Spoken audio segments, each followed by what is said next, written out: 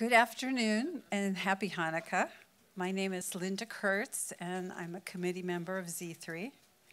The title of our session today is The Big Picture History of 21st Century Zionism and the Z3 Movement.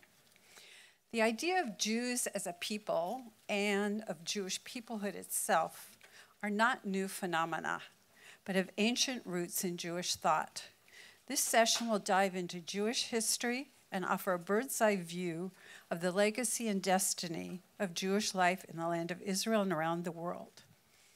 It's an absolute pleasure for me to welcome our speakers today. Unfortunately, I must first announce that Jane Eisner became ill on Friday and won't be able to join us. She sends her sincere regrets, and she really hopes that she'll be with us next year. Nevertheless, we are fortunate to have these engaging speakers and moderators with us today. Shulamith Bahat is the CEO of Breakout America, a programmatic platform to bring to North America a variety of special exhibitions, innovative and cultural programs of Breakout, the Museum of the Jewish People in Tel Aviv. This initiative is designed to raise the visibility of the museum and the important role it plays in the story of Jewish people, past, present, and future. And if you haven't seen the museum, you should check it out next time you're in Tel Aviv. Avraham Infeld serves as mentor to Tikkun Olam efforts within the Breakout Institute. I'm sorry.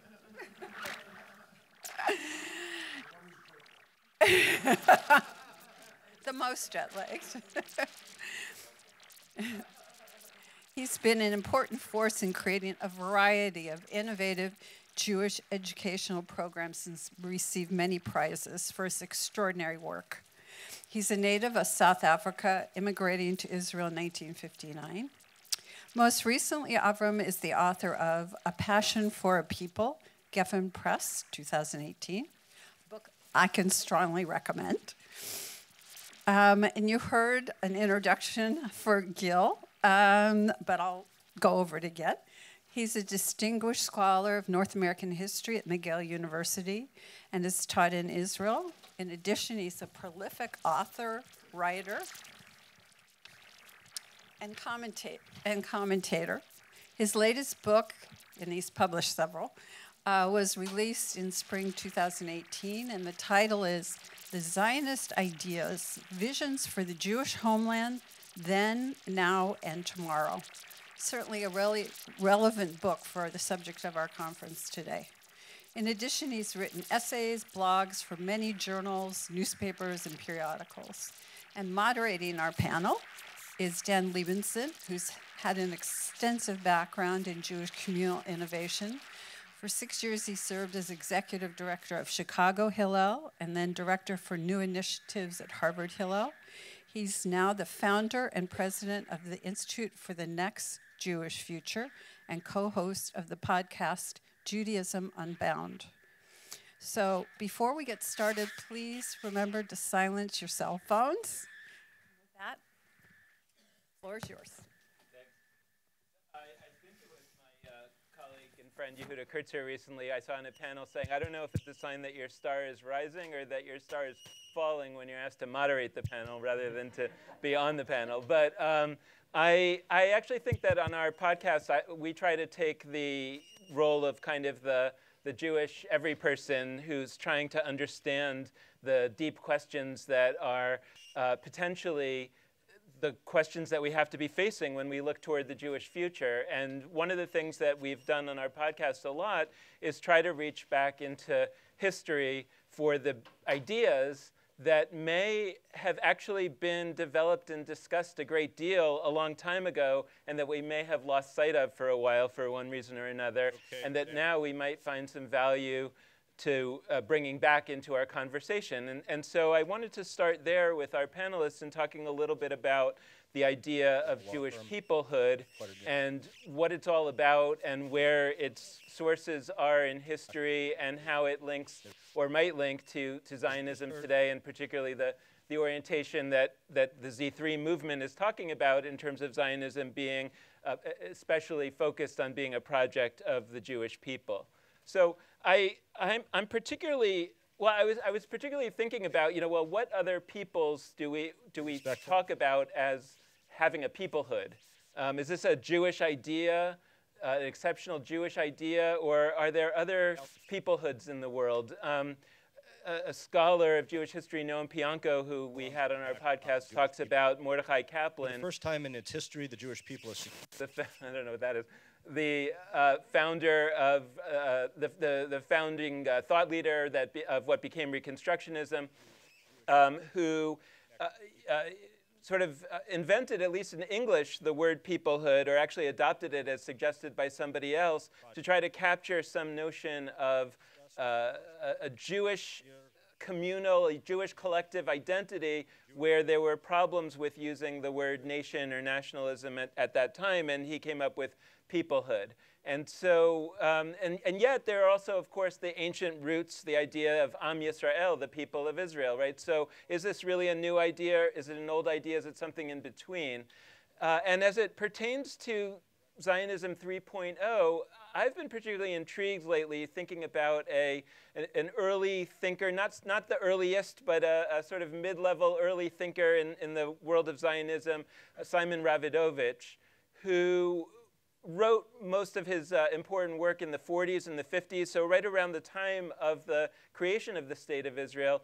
And one thing that he raised in his writing was a concern that if we casually name the country Israel, as opposed to Medinat Yisrael, the land of Israel, or, Medinat Yisrael, the state of Israel, or Eretz Yisrael, the land of Israel, if we just call it Israel, then we might end up confusing two concepts, the idea of the state and the idea of the people.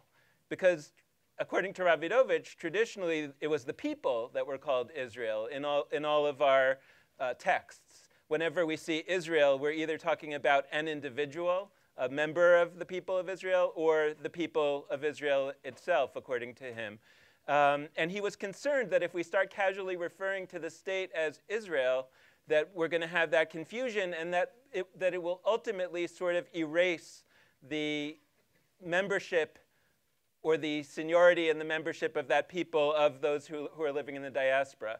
And Ravidovich also brought up an image that was in part an attempt to give an alternative to the image of Achad Ha'am and other thinkers who saw the nascent state of Israel as being at the center of the Jewish world, and then everybody else would kind of have a relationship like the spokes of a wheel. And he put out another image of an ellipse, which has two foci. And his idea was that also in Jewish tradition, that we've always had the idea, as he put it, of Babylon and Israel, right? That there were always two centers of creativity and of definition of what Judaism was in Jewish history. So I guess that I want to turn this question to our panelists to talk about, is Ravidovich's idea of the ellipse with two foci, is that an idea, or are there others that we might reach back into history and into the intellectual history of Judaism and of Zionism to try to pull forward and anchor our thinking about Z3 today? So Gil, as a historian, I was thinking that it probably made sense to start with you. Wow, I mean, what a rich introduction. We've gone so many different directions. So look, I'll abuse history by starting with Abraham. And when either through the Cecil B. DeMille masculine, patriarchal, booming voice, or through a still small voice, it's Lech Lecha Ma'artzecha, leave your land, your father's land, and I'll make of you, this is a religious moment, I'll make of you a great religion. No, I'll make of you a great people, Goy Gadol. And I always teach, look, one of the most beautiful things about America is the way we've been embraced by the Christian community. And it really is, I always say, God bless America. And it's part of I know there's anti-Semitism in the world, but fundamentally, the American story is extraordinary. And what's the fundamental American notion of Christianity? Christianity is a religion. And so we have Jew, Christian, used to be Jew, Catholic, Protestant before we noticed there were Muslims and others, right, but in the 1950s. So we Christianized Judaism, and we made it just a religion. And I always teach my students that Judaism is an Oreo cookie. Ooh, give me a little help here, right? What does it mean? Just like we have a cookie part, the Oreo cookie has the cookie part and the cream part, and that's what makes it an Oreo cookie. By the way, it's the most popular cookie in the world. I checked on the internet, and everything on the internet is true. So too, the Jewish people are an Oreo cookie. We have the cream part and the cookie part. We have the peoplehood part and the religion part, and I can't distinguish. So I disagree with Radovich on two levels. One is I love the confusion. I love the mix. I love the fact that is the Kotel, the Western Wall, a religious place where we remember our connection with God, or a moment of national sorrow and also a place where we remember our national redemption? The answer is yes, both. Is Pesach a holiday of religion or nation? The answer is yes, both. And my game is not too many Israels. We're Jews, right? So if back in the day when they'd started the movement called Zionism, they had called it Judaism. And then in 1948, instead of calling it Israel, and there was a big debate before they announced the state, they had called it Judea, right? Going back to that, then we would have had Judaism and the Jewish people and our Judaism and Judea, and then people wouldn't say, oh, you know, I like you people. I'm not anti-Semitic, I'm just anti-Zionist. So in some ways, the mix would reinforce the uniqueness of Israel where we overlap one another. And if I can add one more thought here. So when we talk, and this also goes back to the panel, I'm with Tova Hartman rather than with Yossi Beilin. I know, look, I'm an American historian. And I know that we Americans think that we're the center of the world. And I know that there's also one of the ideological challenges we have is what I call the dueling promised lands. Right? Mary Anton wrote this book, The Promised Land, right? And that was here, the Golden Medina. And there's an older book that also talks about a promised land, which goes back a little bit deeper. And we have to acknowledge that that's really in our heads as American Zionists. So I would like us to take the leap toward humility and embrace Achad Ha'am. And do it with a subtlety, which is this. Achad Ha'am said the Jewish people are a wheel.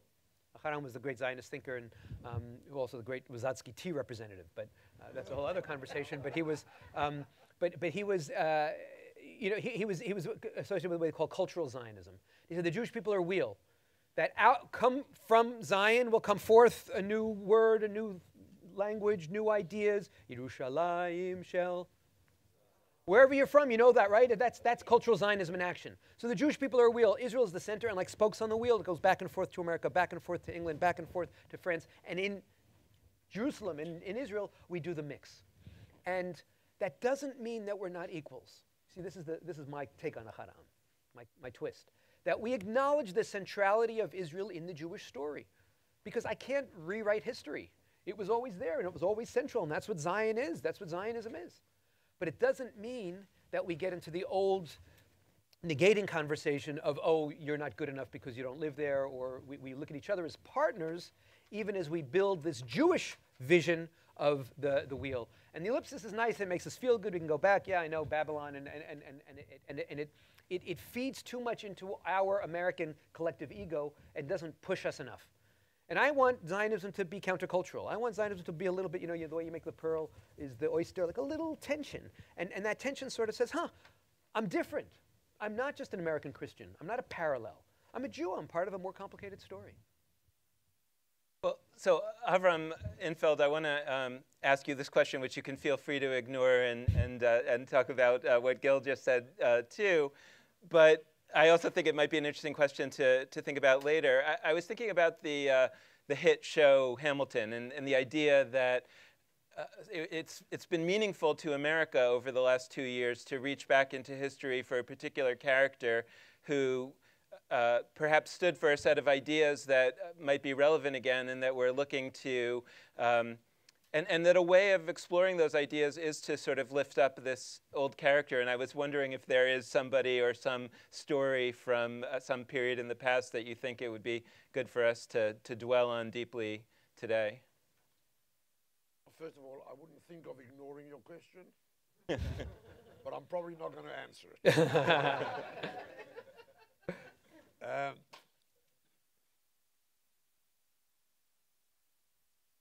I am having a very difficult time with people who have a problem understanding what a people is. I was born into one.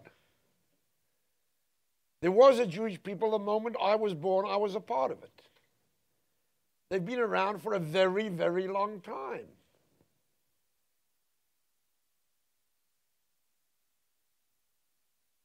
God promised that we'll be a goy. We use that phrase about everyone else. That's not a people. The first time that we were called a people was by Pharaoh when we left Egypt. And that's who the Jewish people are. We were slaves in Egypt. We tell ourselves a story about that. Our having been in Egypt and left Egypt and walked through a desert and come to a mountain, and this thing called the people at this mountain met with a being they called God. They signed a covenant with God. God then related to them as a people. They called themselves a people. Because the people in reality, anybody who's gone to the synagogue in the last 4 or 5 weeks will tell you that what we began as was a family. What's going on in the Torah today? It's a story of Abraham, Isaac, Jacob, Joseph, their children. They go to Egypt as slaves. They come out as a tribe. They get divided into sub-tribes. But the sum total of those sub-tribes are the Jewish people. And we were the Jewish people and only the Jewish people until approximately 250 years ago. I can't think of any other way in which we described ourselves. And by the way, Americans try to apply to themselves the thought of an American people. Mm-hmm. We are creating the United States of America. You send us your poor. You send us your suffering. You send us your ill. You send us your refugees. Trump, can you hear me? Send us your refugees, and out of you, I will create a people. And then comes nationalism onto the scene. Nationalism is a modern development.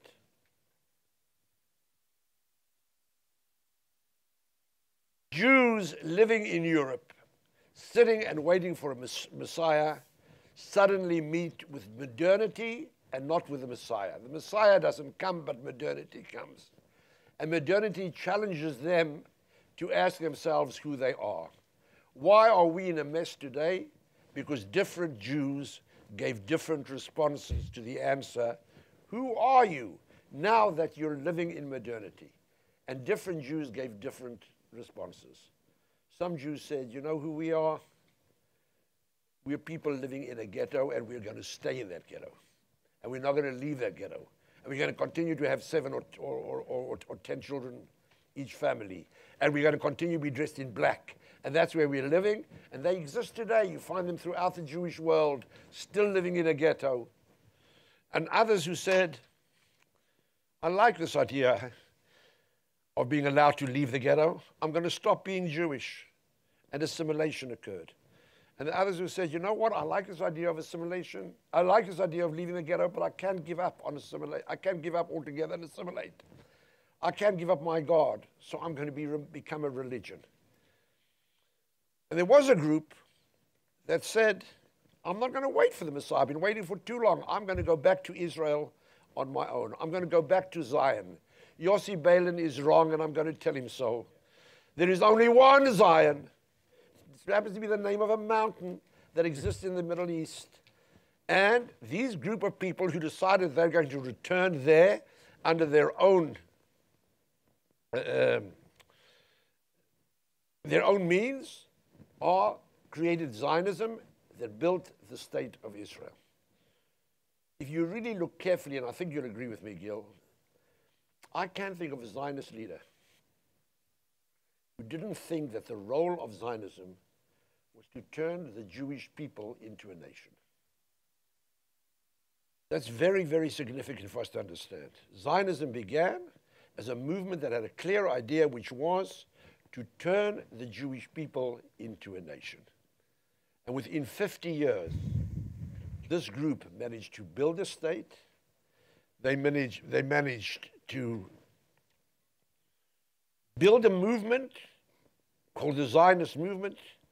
They managed to create homes. They managed to create a refuge for refugees who are running from other places. They created the state of Israel that it is today. But they did not succeed in turning the Jews into a nation. Why not? Because there were other Jews who still thought they were a religion. There were other Jews who were still living in the ghetto. There were other Jews who were still assimilating. They only managed to turn into a nation those who agreed with the idea that we should be a nation and went there. And now we have a problem. Because we're not a nation. You don't pay my taxes. I wish you would. You don't serve in the place of my children or with my children in our army. You don't share our government. If I was making a speech 2 years ago, I'd say, you're so lucky, but I'm not sure. But you're still a part of my people. And if the family is something that developed into a tribe and then developed into a people, and Zionism tried to change this people into a nation, if you ask me, what is this meeting in Palo Alto all about? How do we change the Jews back into a people? And the phrase peoplehood, a lot of people have used it.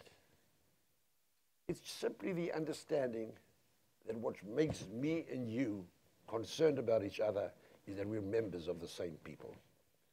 With him, I also feel that I share another element because we live in Israel together.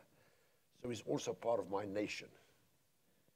But I and he, and I know him, we are both members of this nation because we're members of this people. I know for a fact that I have no reason to live in Israel other than the fact that I'm a member of the Jewish people. No other reason. I'm not there because of the weather.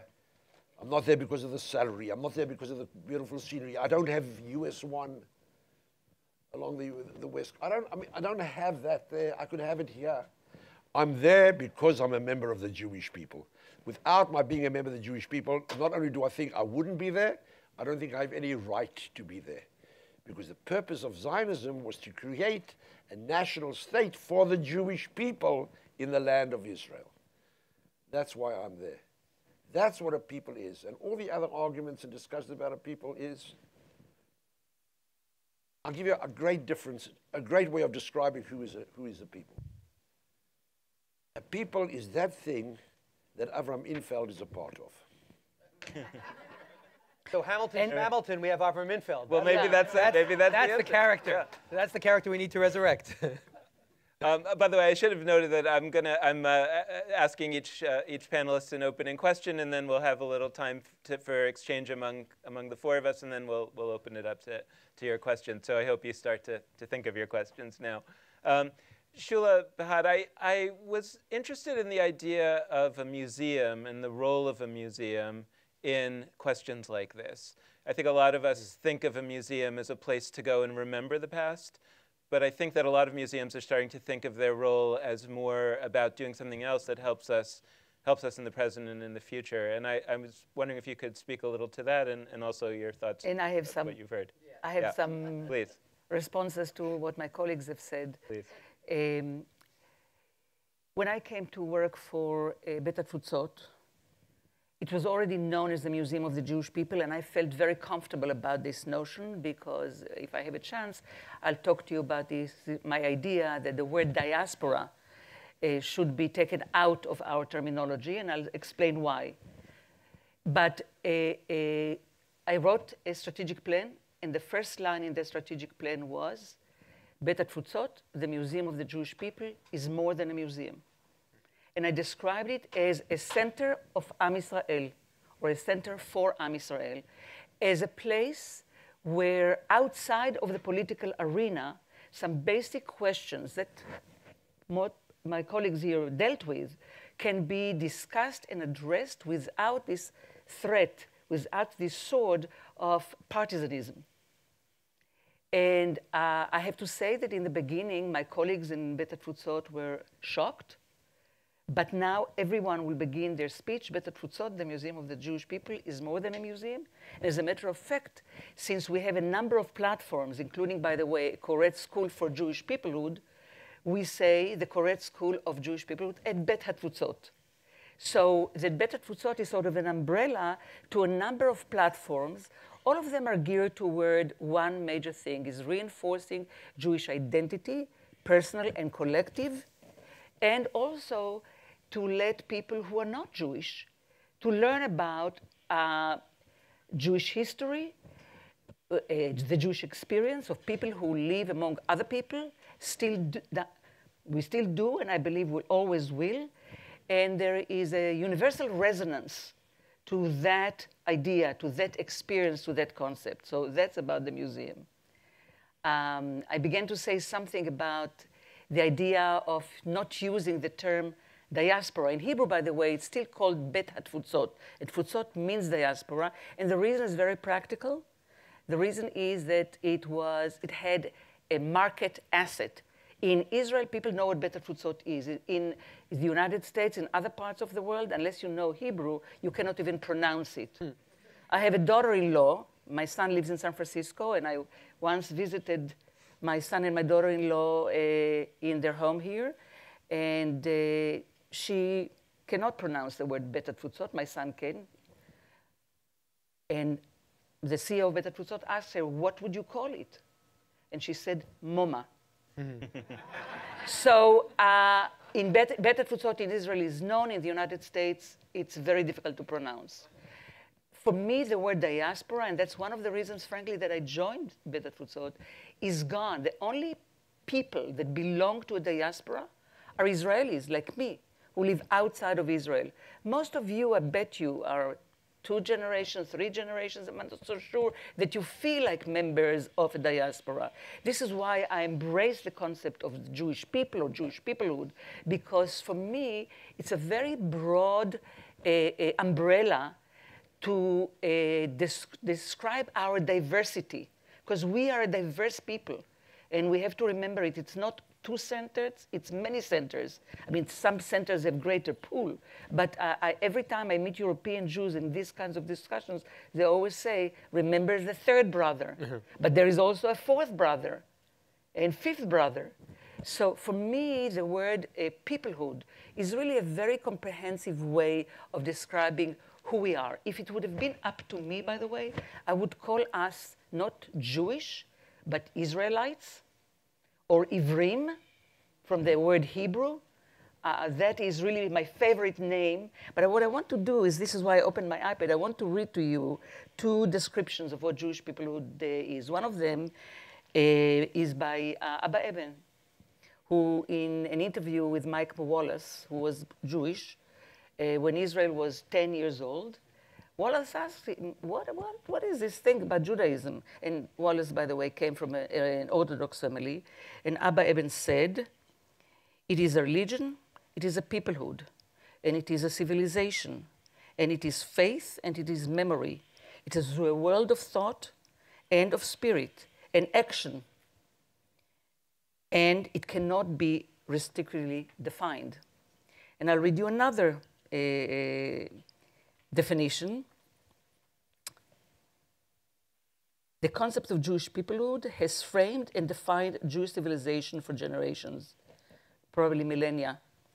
That unique sense of belonging, inspiring, unparalleled, geographically transcending brand of collective and personal identity is based on common heritage and moral underpinnings, history, faith, fate, purpose, deed, and a spiritual, physical yearning and attachment to the land of Israel, which to me brings us to the whole idea of Zionism, because I agree, there is one Zion, but every one of us can be a Zionist if we recognize the importance of that Zion to us, and if we accept the idea that we can be part of this Am Israel. To me, these concepts are going together.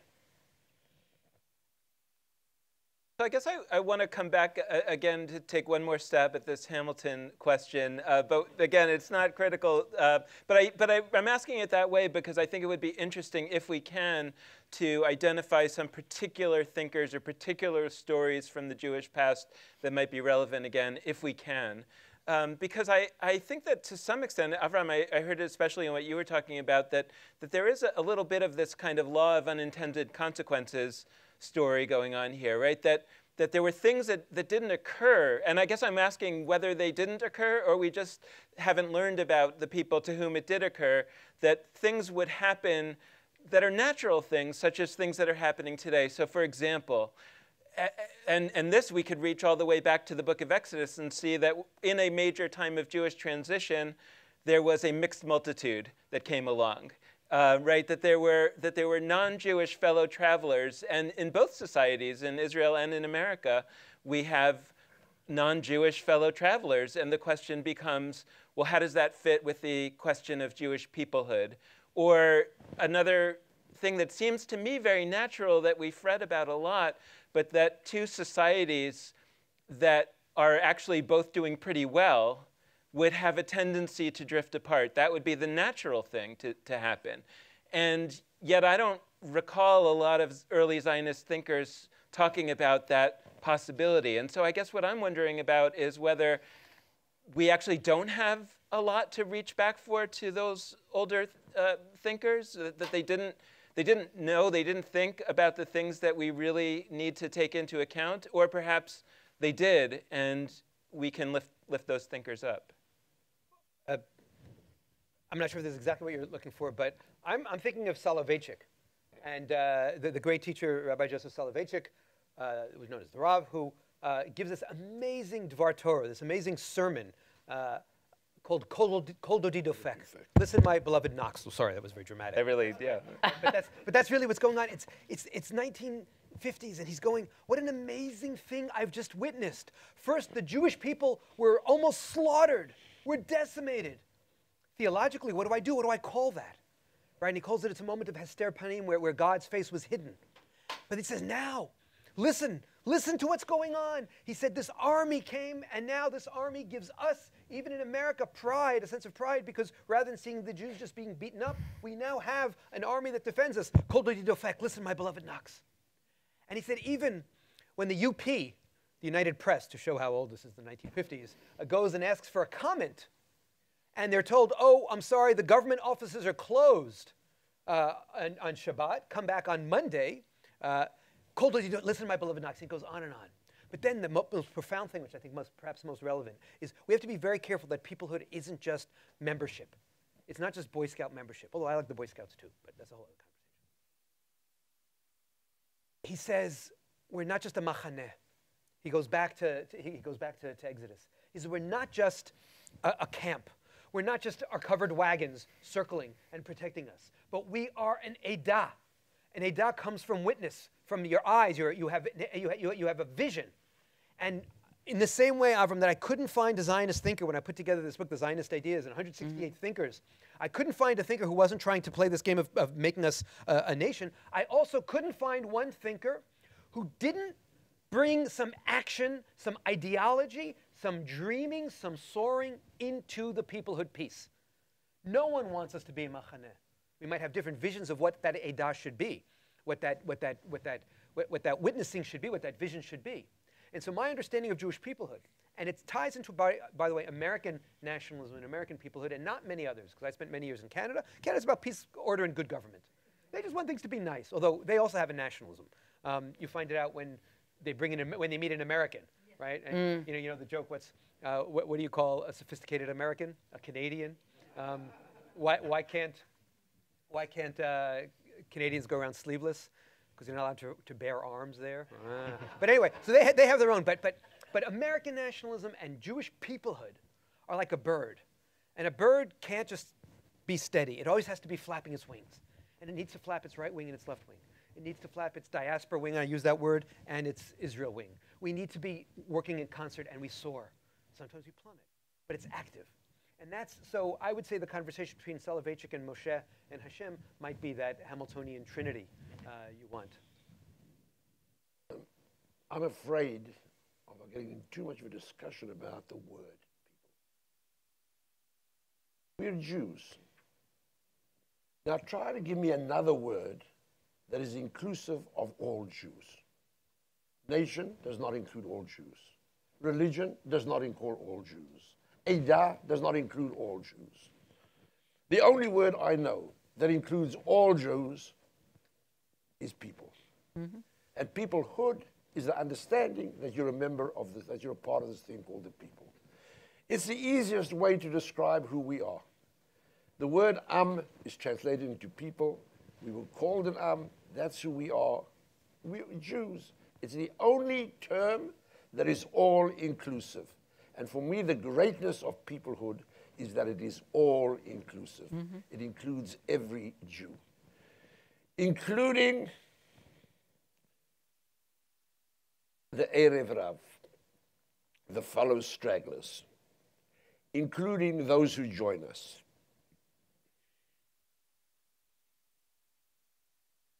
I have a big peeve with America. You talk a non-Jewish language, and you use stupid phrases like converting to Judaism. I've never heard of anything more ridiculous. It's impossible to convert to Judaism. You can become a Jew. And your rabbis have decided to call that conversion because they're trying to sell the idea that Judaism is a religion. You convert to religions, you don't convert to people. But if a people is a family, you know how you join a family? You're adopted. And that's why, if you look at the Hebrew word for conversion, it has nothing to do with conversion. It has a lot to do with adoption. The word giyur is somebody who comes to live with you, lagur. It's not conversion. Therefore, if there's anybody in this room who thinks they're a converted Jew, I'm sorry, you're wrong. I'm thrilled that you're adopted into this family. And call yourselves an adopted person, because you know why? By Jewish law, you are not allowed to remind a convert that they're a convert. And you know why? Because you don't remind adopted children that they're adopted. Once they're part of the family, they're part of the family. As long as we keep using this wrong language, a language which is not the language of the people itself, we will continue to create confusions. And you have no idea how many people are making a living. I think I'm at top of the list of making a living of trying to deal with those confusions. And now I'm trying to kill my source of revenue. And saying, let's stop being so confused about it. We're members of a people, we're a family, and any of you who have joined us, I'm thrilled you've joined us, and I embrace you.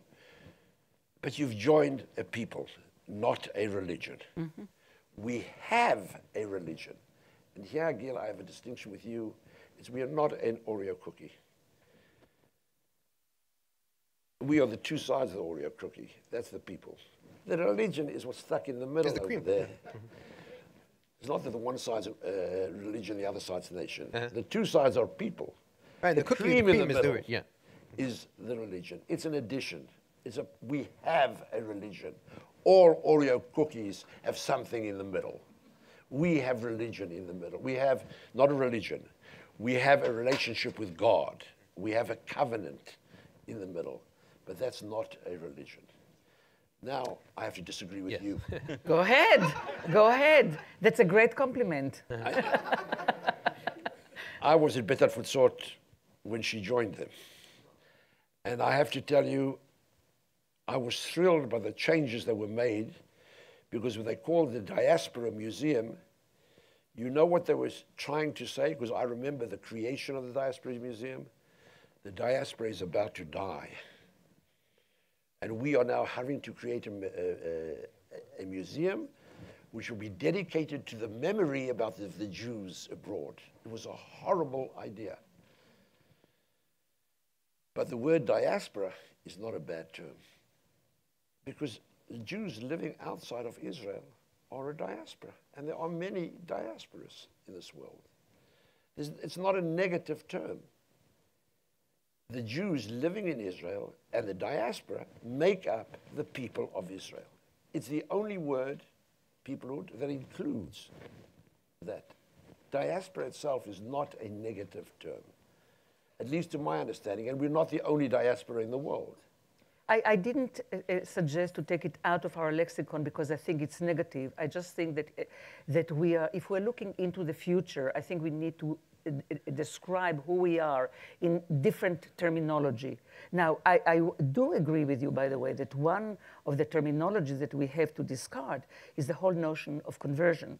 One of my daughters-in-law is a Yehudiya. I never mentioned to her that she converted to Judaism because, frankly, I don't know what she converted to. The process through which people can become members of the Jewish people, in my opinion, is totally incomplete because it doesn't deal at all with the notion of peoplehood, which is a much greater concept and much more popular concept, or could be much more popular concept, than the concept of religion. So I would agree with you 100%, and I'm ready to join you in really trying to change that out of my own experience. Once a person decides, for whatever process, that he's part of our people, that's it for me. And part of the problem in Israel that it's not just in the United States, but it's in Israel, is that we are dissected, and part of the some of the parts of this body are not accepted, and it's unacceptable. It's totally unacceptable. Can I just put this in historical context? This diaspora conversation is, we've already advanced, right? Because it used to be that Zionists called everything outside of Israel Golah. Galut, right? Golah, exile. right? The exile. That was negative. Right? Right. And that was negative. And so we came to diaspora as a kind of politically correct term, because diaspora is a more neutral term. And I have to say, when I was in South Africa, in Cape Town, from the first time this summer, and I met Jews, and we connected, I felt the power of dispersion, right? That they are, it's the other, all due respect where you came from, the other end of the world, right? They also speak a decent English. And more or With less. some accent. And we could connect. Yeah. You know, my kids and I, you know what bagling is? Bagling is when you sort of make that connection that you're Jewish. And we created a new term for Israelis. We call it kremboing. When you start speaking Hebrew and everybody starts, but there's something. It's about that. It's about that sense of family. And so I'm not willing to give up on diaspora because we've made progress. And that goes back to my earlier point about understanding Israel as the center, but not being disrespectful to those who don't live here in Israel. So we have that sense of equality, and that's diaspora Israel. But that's the fact. There is one center. And that's what we're trying Zion. to change, is this question of the balance and the equality and who's who. When you talk about one people, we're all part of this people. We are equal parts of this people. Let's work as an equal part of this people, and let's try to build and strengthen this people. And we each have something to teach one another and learn from one another. Yeah. And that's the humility that we don't have.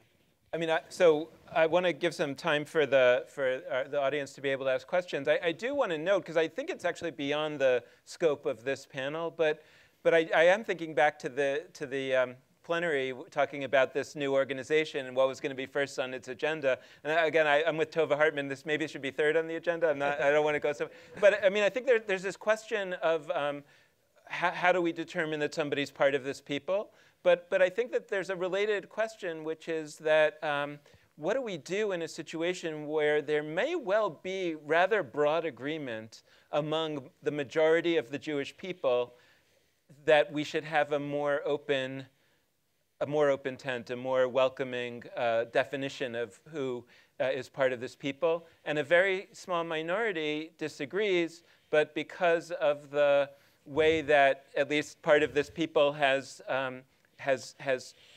turned itself into a democracy that functions like a democracy, that it's not able to, that we're somehow not able to actually redefine the nature of Jewish peoplehood, because it has so many implications on things like citizenship in Israel, and then you're in the realm of democracy and coalition politics. And if we are going to find a way to do this, how are we going to do that? I mean, in a way, that's my first question for that gathering. You know, how are we going to find a way to make these kinds of decisions in a way that actually maps onto what the majority of the people, I think, probably want?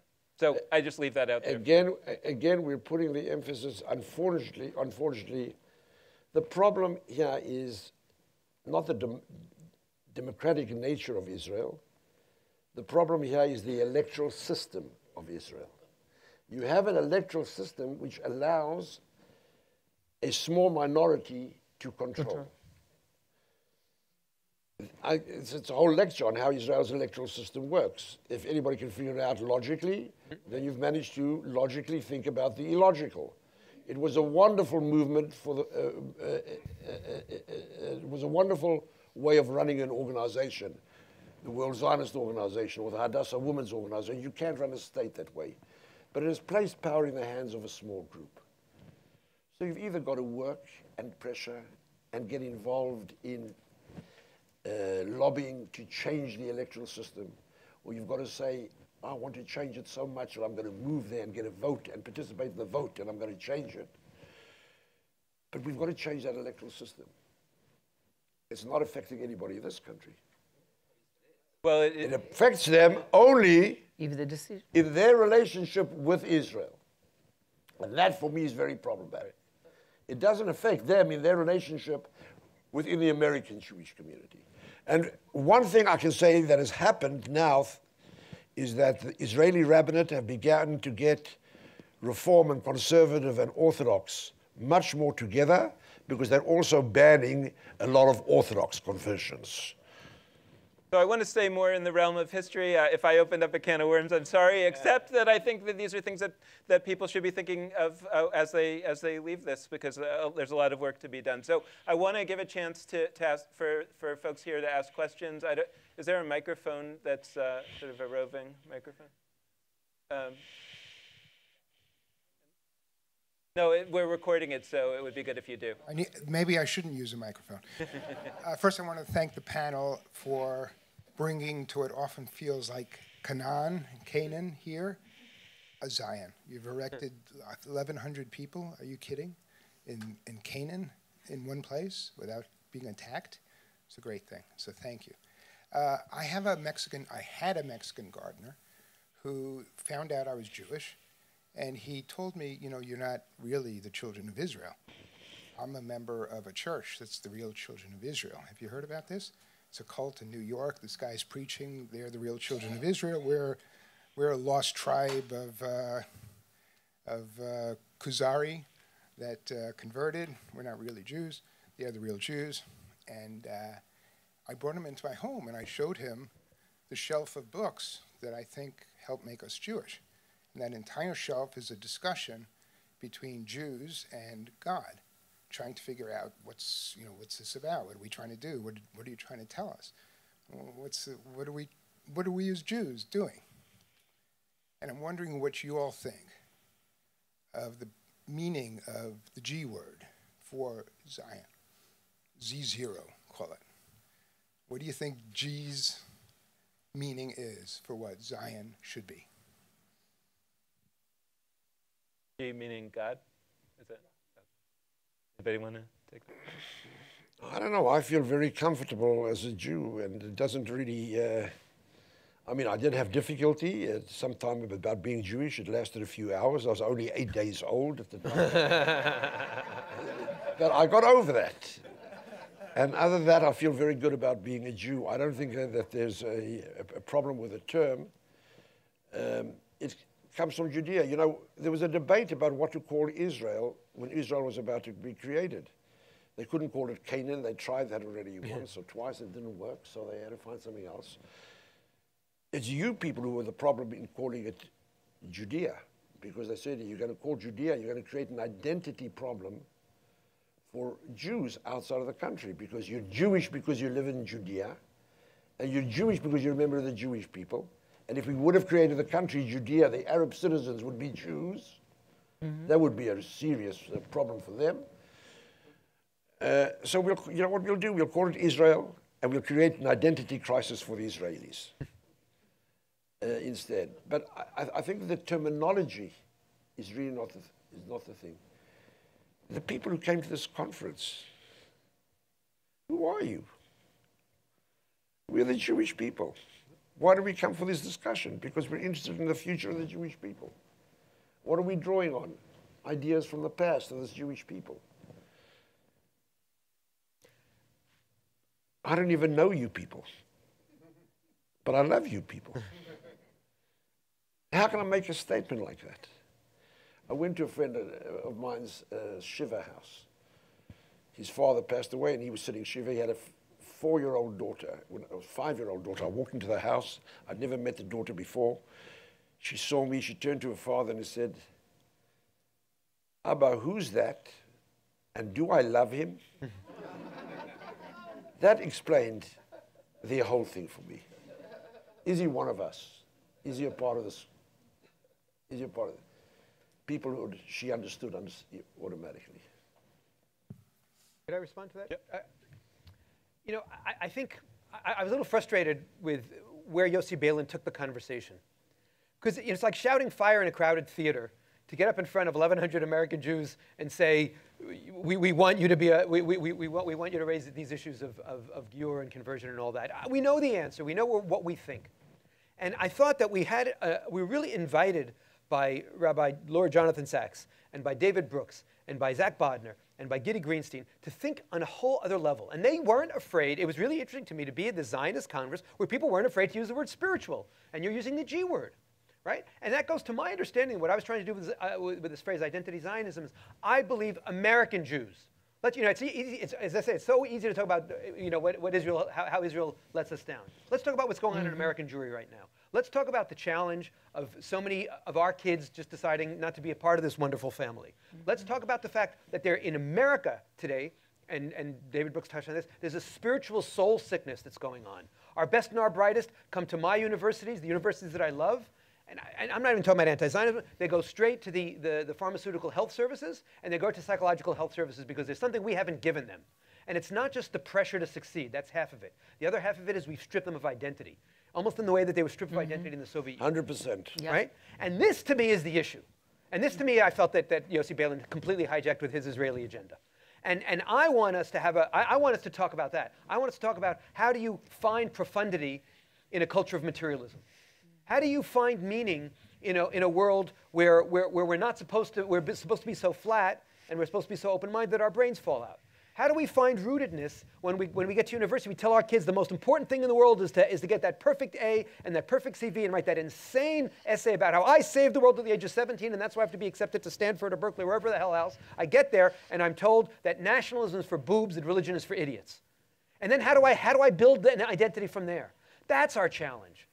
And it's a challenge in Israel too, by the way. That's right. Right? Because Israel has its own Z3-ish in that they're like the Pilgrims. I'm an American historian. I always go back. The Pilgrims inherited their connection. The second generation, the third generation after the Pilgrims made Aliyah from England. Right? What do you do?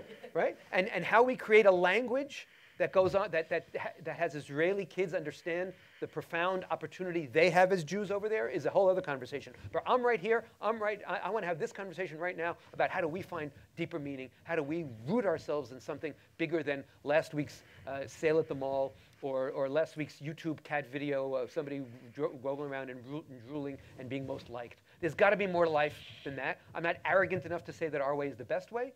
I'm just not creative enough to make up a new way, and it's our way.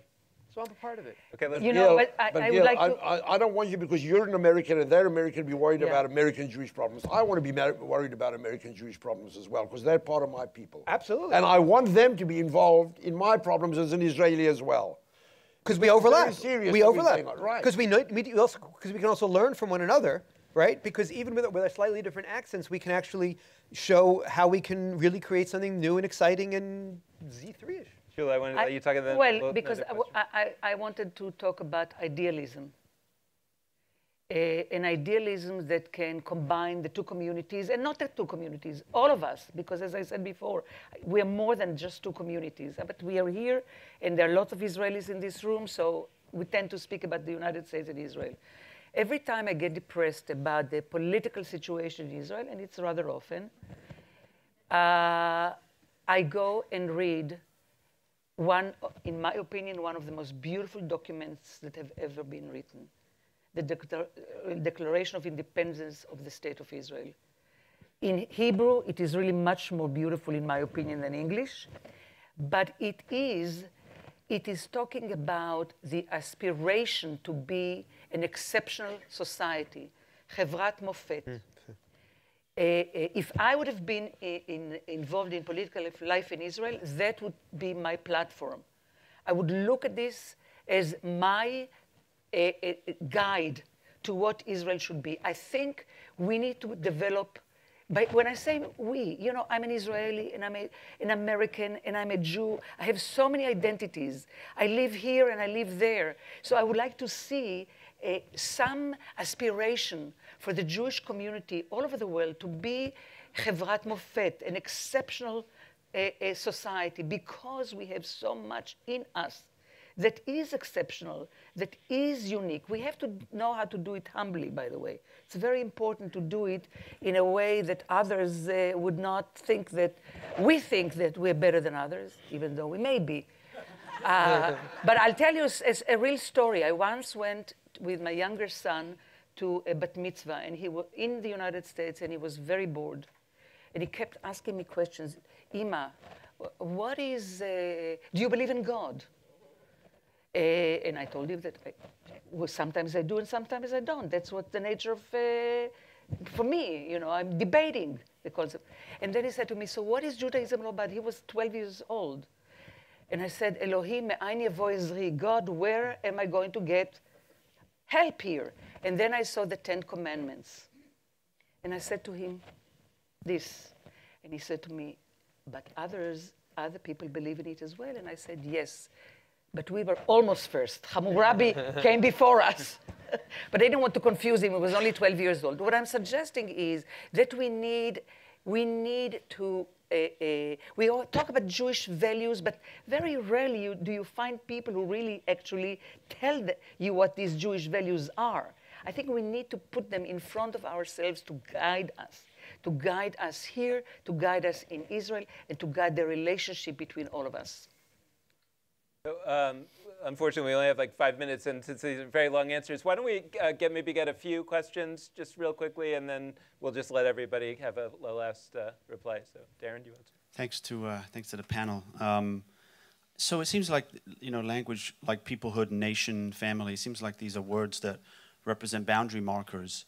And I just would like maybe to hear people reflect on the story you told, Avraham. I was so uncomfortable with the story that a child, a 2-year-old or a child would look at a human being and say, who is this person and do I love them? It seems to me that that is a manifestation of the dark side of boundary markers. And each of the 3 panelists this afternoon has kind of made a comment towards universalism, but winked at the possibility that we might be better.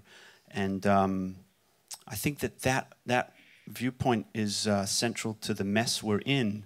And we need a better approach.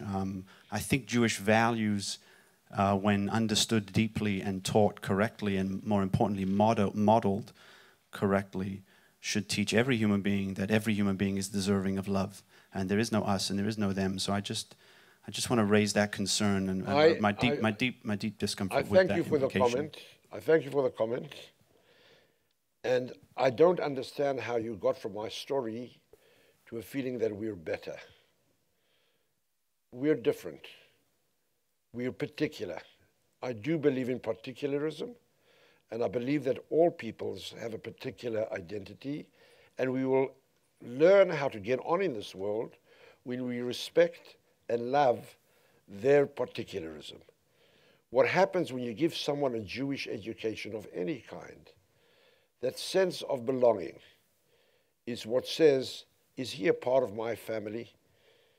Now, if you want to say to me all human beings are one family, I think all human beings deserve to be loved. That's not true. All good human beings deserve to be loved. But my membership in my family is very important, And I think it's something that comes across not because I'm better, but because I am who I am. And I'm proud of that. I was moved by that child and not disturbed by it. If it would have been a sense of, is he better, I would have disagreed. I would have agreed with you. No way did I talk about being better. I talked about being different, being distinct. The last question, Sue. I want to thank you very much to the panelists. I wanted to raise up this conversation about the mixed multitude and about a tent that is wider open and open to the adoptive child or the adoptive member of the family at the table. And I'll point out that the Hillels in the United States that are most successful, the ones who actually cater to all the students, because they're offering all the students, whether they identify as Jewish or non-Jewish, access to a wisdom tradition that feeds their spirit. And if that's where we're going, and I see that out here in California every day, what do you think of the implications that has for the way power works in our communities when there are folks sidling up to the table who look very different, who have very also kind of cultural experiences are quite different from the ones that are mostly present at this conference? So first of all, I mean, one of the delightful things about Israel is Israel has built-in diversity, right? When you walk around, when you walk around Israel and you look at Jews, they're not just Ashkenazi Jews, right? Or that's always the typical Jew of my generation coming to Israel would go, oh my goodness, right? Not everybody is my Russian uncle, so there's a beauty of that because Israel had to bring together people from 100 different countries and speaking different languages, and so you don't have to kind of use the label diversity, you just have it. Now, again, I think this is an opportunity for us to put some difficult issues on the table. I think one of the big wedge issues between Israelis and Americans, between Israeli Jews and American Jews, I should say, is that Israeli Jews, by definition, are more comfortable with boundaries, citizenship, borders. They're a little bit undefined, but army, in, out, tax paying. American Jews are in a world, especially blue American Jews, which is 80% of the Jewish community, are saying, no, we have to be open. We can't have any red lines. I don't understand how you have a community with no red lines. A community, by definition, has to have red lines. And it doesn't mean better or worse. And I was very careful to say, and I say this all the time if I'm speaking to Orthodox Jews in Israel, I say the same thing. It's my way. It's not a better way. But if we don't have red lines on intermarriage and belonging, we don't have red lines on Israel, who are we? My vision is Abraham's tent, or the tent here in the JCC. I want it to be open on all four sides, but I need boundaries, and that's seen as toxic today in America. And that was what I was trying to say in my opening remarks at the plenary, that this N-word nationalism to me is a neutral term, right? I will not let Donald Trump put his big gold T on the word nationalism. I won't let him do it as an American historian. I won't let him do it as a Zionist. And once we do that, we've lost the battle. So we have to first of all be comfortable with the notion of boundaries. Then we get into the complex question of gatekeepers and power. But because we're so afraid of the bad gatekeepers of the past, we're forgetting the importance of just simply having boundaries. And I don't know, because the word unity is in community. There have to be some things on which we unite. And I respect my Catholic friends and my British friends and my gay friends, and I'm picking different categories on purpose, who also bagel in a different way. They may be jolly-o, or whatever they do, because human beings want to be tribal. David Brooks wrote an amazing book about the social contract, and he talks about the oxytocin that's triggered when you're close to one another. So I actually use the phrase in some of my lectures, oxytocin Zionism, which I stole from him, because just like having that connect, I've never met this guy before, but I like him, right? It's what Avram's saying, and that's okay, loves me. right?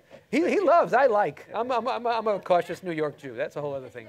We'll talk about that in group therapy session afterwards. But I think we really need to sit down and have a conversation about this, and understanding that the Israeli accent and the American accent are going to be different here. So unfortunately, I have an Israeli accent, so okay, I have to prove it. Quickly, then I have to get them out of here. Rather than talking about boundaries, I would like to talk about principles, because boundaries is a little bit, for me, sounds like more of a negative term. But let's talk about principles, and I do think we need to speak about these principles openly. But when you look at an Ethiopian Jew in Israel, you will find out that Jewishly, they may celebrate holidays differently, but Jewishly, they have the same principles.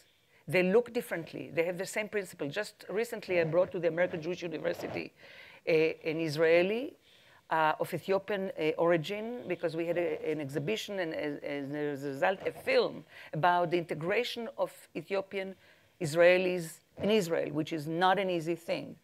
But you know, some of them are successful, and some of them struggle like everybody else in the world, and some of them have failed. At least the first generation has failed. And I was looking at the reaction of the audience to the people who spoke about themselves. We didn't speak for them. They spoke about themselves. And to the person who came to speak, she was totally Israeli. She was not born. But she had the chutzpah, and she had the assertiveness, and she already adopted all of the behavior models of the patterns of the Israeli society. So in that regard, I think I am for the diversity, but with principles.